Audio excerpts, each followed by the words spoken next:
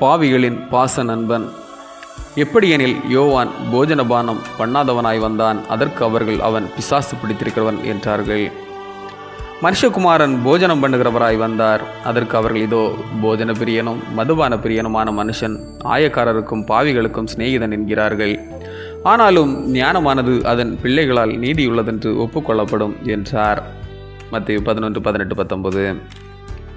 பாவத்தை வெறுத்து பாவங்களை நேசிக்கிறவர் தான் உலக மீட்பராகிய இயேசு கிறிஸ்து.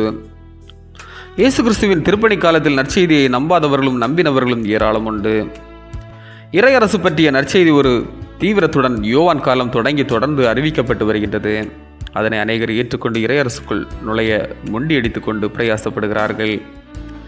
இறையரசு பற்றிய நற்செய்தி ஒரு புறத்தில், அதாவது கலிலேய பாமரர்கள், ஆயக்காரர்கள், பாவிகள், பெண்கள், குழந்தைகள் மத்தியில் அமோக வரவேற்பும், மறுபுறத்தில் சமய தலைவர்கள், பெயரளவில் பக்திமான்கள், வைராக்கியசாலிகள் என்னும் பிற மக்களிடையே ஒரு அசட்டையும் புறக்கணிப்பும் காணப்பட்டது. பாவிகளும் வரி வசூலிப்போரும் மனம் திரும்புதலில் ஆர்வம் காட்டி இறையரசின் நற்செய்தியை ஏற்றுக்கொள்ள முந்திக் கொண்டனர். ஆனால் பரிசேயர், வேதபாரகர் முதலானோர் யோவானின் திருமுழுக்கையும் அவமதித்தனர், இயேசுவையும் எதிர்த்து நிராகரித்தனர். அவர்கள் மகிழ்ச்சியிலும் துக்கத்திலும் கலந்து கொள்ள முடியாமல் ஒதுங்கி நின்றனர். இயேசுவும் யோவானும் முற்றிலும் துறந்த மனிதர்களாக வந்தார்கள். அவர்களை பேய் பிடித்தவன், போஜன பிரியன், மதுபான பிரியன், ஆயக்காரர்களுக்கும் பாவிகளுக்கும் சிநேகிதன் என கேலி கிண்டல் செய்தனர்.